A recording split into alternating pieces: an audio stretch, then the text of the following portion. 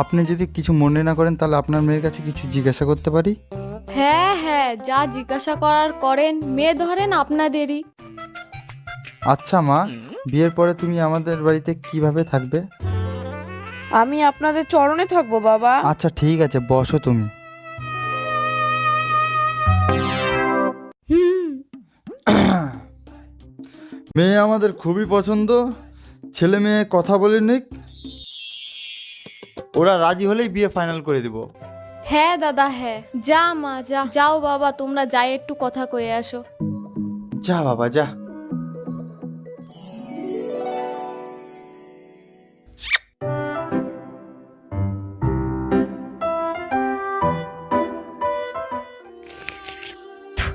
কি কব, তোমারে দেখতে এসেই না আমি তোমারে ভালোবেসে ফেলছি।